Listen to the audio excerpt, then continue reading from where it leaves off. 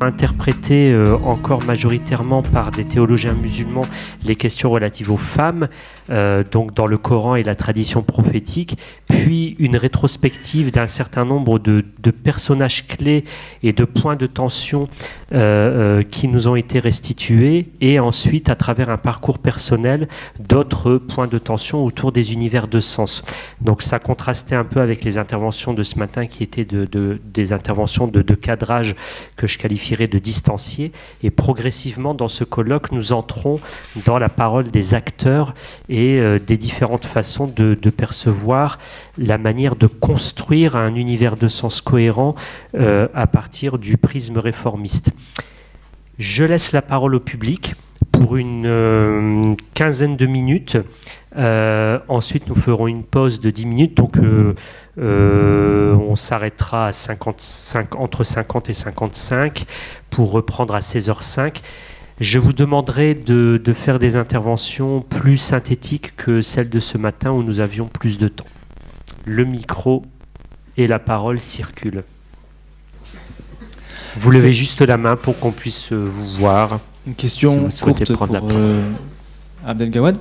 Donc, vous avez présenté une slide qui indiquait qu'en Belgique, l'enseignement s'appuyait sur une partie théologique et une partie de sciences humaines et sociales, avec donc du co-milieu enseignement religieux.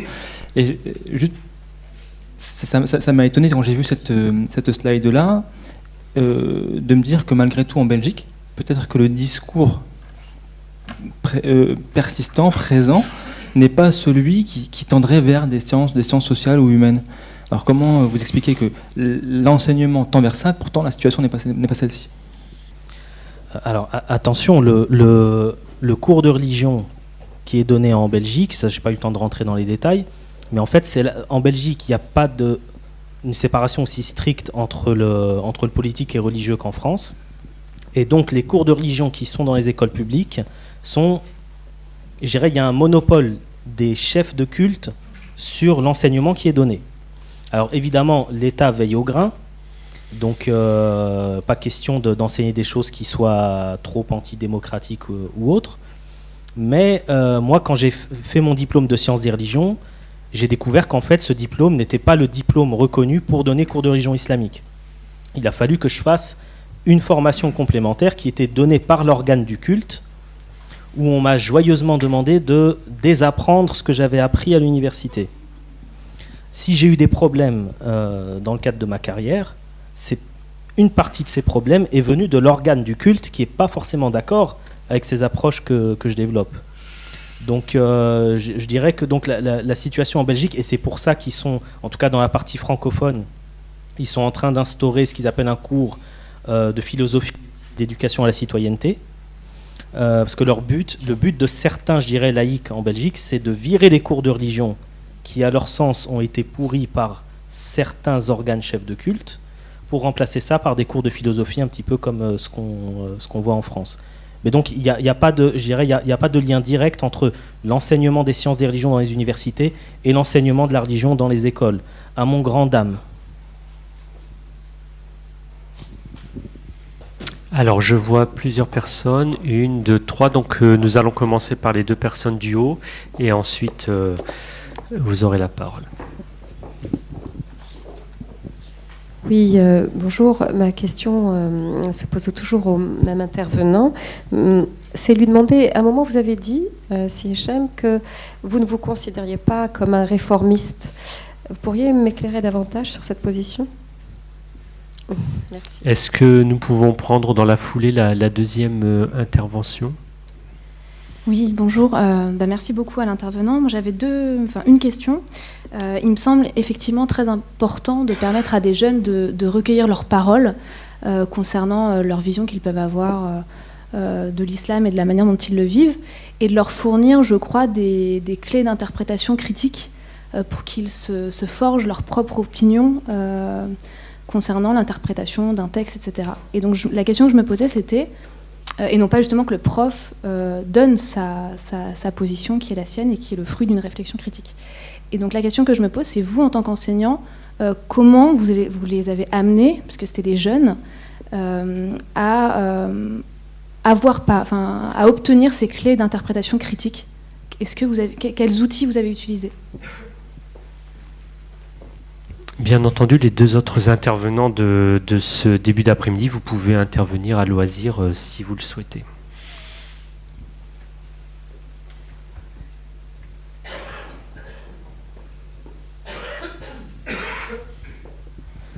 Alors pour la première question, en fait, les raisons sont philosophiques ou en tout cas conceptuelles.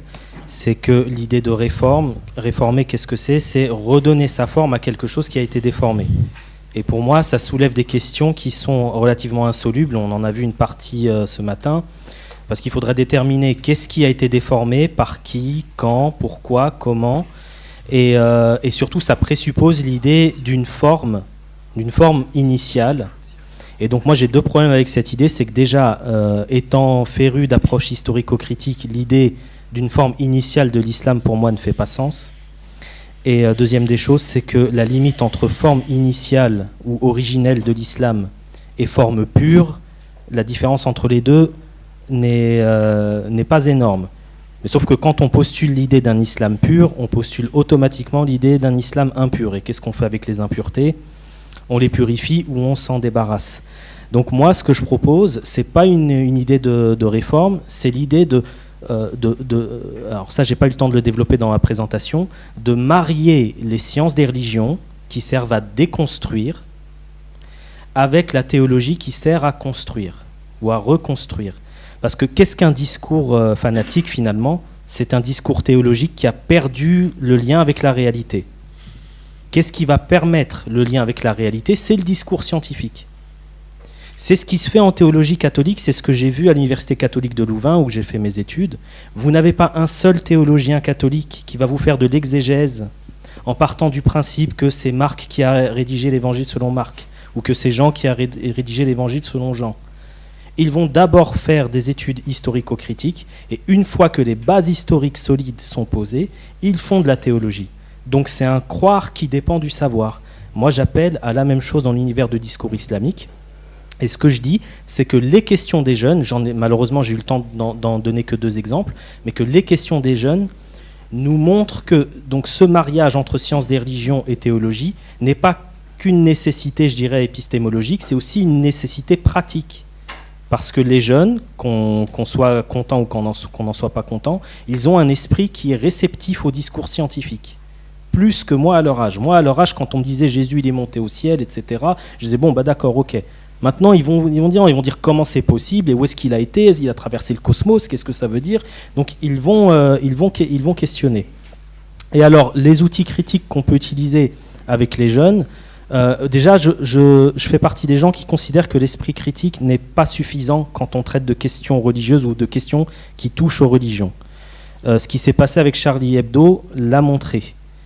Dès le lendemain de l'annonce des attentats, il y avait déjà des sites qui se servaient justement de l'esprit critique des jeunes pour alimenter des théories du complot. Ah mais t'as pas vu, il y a les couleurs du rétro qui ont changé, tac, voilà, et là il lui a mis une balle dans la tête, il n'y a même pas eu de sang. Utilise ton esprit critique pour ne pas croire ce que les médias disent. Donc l'esprit critique seul n'est pas suffisant. Par contre, ce à quoi j'appelle les élèves et ce à quoi j'ai essayé de les habituer, c'est d'adopter une démarche de connaissance. Et donc, comment est-ce qu'on fait? Déjà, on pose des questions. Je donne un exemple.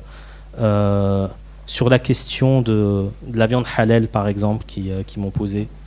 J'aurais dit, mais d'accord, donc qui dit viande halal dit viande haram. Ça veut dire quoi, haram? Ah, monsieur, haram, ça veut dire interdit. D'accord. Je leur sors le verset qui parle del masjid al-haram. Et donc, je leur dis, ça veut dire quoi? Ça veut dire la mosquée de l'interdit? Non, monsieur, ça veut sans doute dire autre chose. Et donc, en fait, de question en question, on essaye d'amener les jeunes à atteindre les limites de ce qu'ils croient savoir pour poser de nouvelles questions et reconstruire par-dessus. C'est pour ça que je parlais de ce processus de déconstruction, reconstruction. Je déconstruis ce que tu crois savoir et je reconstruis un autre type de connaissance. Et pour ça, on a besoin donc à la fois des sciences et de la théologie. Merci. Oui, c'est bon. D'accord. Alors moi, j'étais en principe venue ici pour apprendre beaucoup de choses, et effectivement, je suis psychologue, hein, je forme des psychologues, et je suis praticienne. Et ces derniers temps, j'ai considéré qu'on ne pouvait plus continuer à évacuer la question de la transcendance et la question du rapport au religieux dans la formation qu'on donne aux psychologues, parce qu'on a affaire à des individus qui, dans ce qu'ils traversent, en tout cas, nous amènent ça également. Et là, en vous entendant, monsieur, je viens de prendre conscience d'une chose, c'est que finalement, le rapport au religieux, et puis la manière dont on pense les objets religieux, dépend de l'individu, dépend du développement. C'est-à-dire qu'il y a un développement cognitif et conceptuel qui fait que ce qu'on va dire du religieux va être compris en fonction, en tout cas, de ses niveaux de développement. Et il se trouve que ça ne fait absolument pas partie des préoccupations de la science. Alors, peut-être que finalement, il serait temps de penser ces choses-là et le développement justement des concepts liés au religieux dans le cadre d'une psychologie cognitive ou d'une psychologie du développement, parce qu'il y a à savoir ce qu'il faut en prendre, pour savoir quoi en faire dans le rapport aux individus quand on est dans le cadre du soin, par exemple, un médecin, un psychologue, voilà. Autre chose, je reviens à l'intervention de Madame Esma Lemrabet. Vous dites qu'il y a à dissocier le fiqh et le droit. Voilà. Alors du coup, il se trouve qu'en tant que militante féministe, j'ai eu une pratique avec laquelle j'ai considéré qu'il fallait, pour le droit des femmes, se situer en dehors du religieux. C'est-à-dire... alors, est-ce que de votre point de vue, justement, puisque vous dites que le paradigme du fiqh n'a rien à voir avec le droit positif, est-ce que finalement, pour faire évoluer en tout cas les rapports entre les hommes et les femmes, notamment au Maghreb, et pour faire évoluer, en tout cas pour repenser autrement ces questions dans le cadre religieux, sur le plan sociologique, sur le plan du droit, sur le plan politique, est-ce qu'on ne peut pas prétendre justement se situer en dehors du religieux? Voilà. Je vais donner la parole tout de suite à Asma pour que vous puissiez enclencher sur... Je vais vous frustrer temporairement. Vous pouvez conserver vos questionnements. Nous allons faire la pause. Ensuite, nous allons enchaîner sur les autres interventions. Dans certains colloques, les derniers intervenants sont souvent lésés car on a pris du temps sur les précédentes interventions et les derniers intervenants, au lieu d'avoir 20 minutes d'expression, en ont 15 ou 10 parfois. Donc on va essayer de respecter ce timing et il y aura encore un temps de questions que j'espère au moins de 30 minutes à la fin des autres interventions, durant lequel vous pourrez revenir également sur ces premières interventions. Alors, je crois que je me suis pas très bien exprimée par rapport à ça. J'ai dit que le fiqh, c'est vrai que c'est pas... le droit musulman a été une codification du fiqh. C'est-à-dire on a pris dans chaque contexte quelques éléments et on les a codifiés en droit musulman. C'est pas le droit positif, c'est le droit musulman, qui est maintenant le statut personnel dans la majorité des pays musulmans. Et pour moi, c'est la même chose. Parce que ça reste... que sur le plan jurisprudence islamique, c'est là où l'on va retrouver les plus importantes discriminations envers les femmes. Donc, je vais vous donner un exemple. Pourquoi je dis que le fiqh, finalement, reste dans sa version initiale un peu plus flexible et un peu plus intéressante? Parce qu'on peut aller piocher quelques éléments qui sont très valables aujourd'hui. Je vais vous donner un exemple du code de la réforme de la famille au Maroc. Et après, je vous répondrai pourquoi on pourra après sortir du religieux. Mais actuellement, l'islam étant incontournable, encore aujourd'hui plus qu'hier, et vous le savez très bien dans nos sociétés, donc il est tout à fait légitime d'y aller, d'y puiser justement des principes qui puissent être très, très adaptables à notre société d'aujourd'hui. Je vais donner un exemple pour le code de réforme de la famille. Alors, pour l'ancien statut en droit musulman pris du code napoléonien, etc., il y avait l'époux était le chef de la famille. Donc, et c'était la question de ta'a, etc., donc le chef de la famille. Et tout le monde pensait que c'était un principe coranique. Alors moi, je demande aux théologiens de sortir un verset où il est écrit que le mari est le chef de la famille. Il n'existe pas. C'est bien la jurisprudence qu'il a sorti en parlant de ta'a. Et c'est après le code napoléonien, on retrouve le terme tel qu'il est, chef de la famille, etc. Donc, en faisant cette réforme, cette étude réformiste ou cette vision réformiste au Maroc, on est parti chercher ailleurs pour voir où est-ce qu'on peut trouver la co-responsabilité. On l'a retrouvé dans un verset coranique. Comme quoi c'est utile quand même. Et donc, ça a été le verset qui a été sorti pour dire aujourd'hui dans le code de la famille au Maroc que hommes et femmes sont égaux dans la prise en charge donc, de la famille, sont co-responsables. Autre chose, la tutelle juridique, l'ouali. Il y a une divergence avec les écoles juridiques. Surtout Abu Hanifa qui dit elle n'est pas obligatoire, etc. Le Maroc suit le malékite qui est très très très rigide sur ça et qui dit qu'il n'y a pas de mariage d'une femme sans qu'il y ait son wali. Et bien le Maroc est passé outre en utilisant un peu Abu Hanifa pour voilà.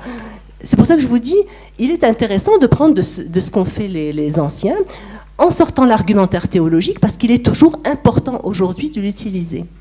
Je n'ai pas eu le temps de développer la nouvelle approche que donc je propose et qui est de complètement changer de cadre de référence.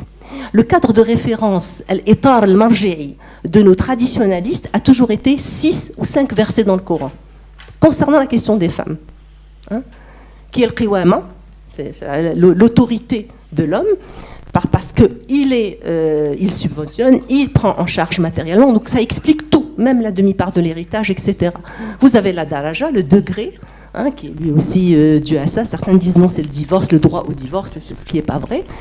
Vous avez l'héritage, le témoignage, parce qu'un témoignage d'un homme vaut celui de 2 femmes, ce qui est faux aussi, qu'on peut complètement déconstruire. Donc tous ces 5 ou 6 versets ont été le seul cadre de référence de toute la lecture traditionnaliste pendant des siècles. Pendant des siècles. Ils ont complètement marginalisé tout le reste qui est majoritaire, qui est toute la dimension éthique de l'islam. Du Coran, où il parle de valeurs qui sont aujourd'hui complètement compatibles avec nos valeurs, les valeurs universelles.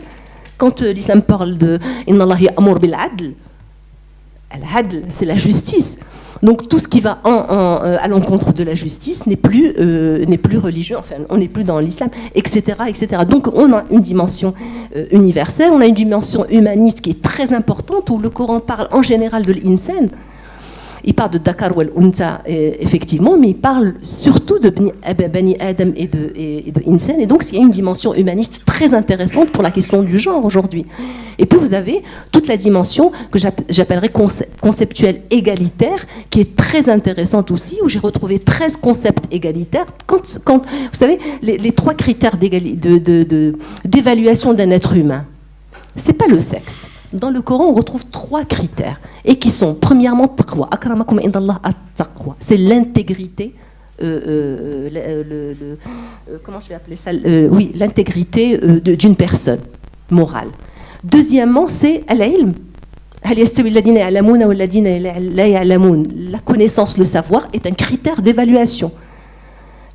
Et le 3e, c'est l'amal salih, le bel agir, ou toute action en faveur donc de l'utilité de. C'est ça mais les traditionalistes ont utilisé un autre référentiel, et ce qui fait qu'il faut absolument changer radicalement de référentiel. Merci. Merci Asma, merci pour cette réponse.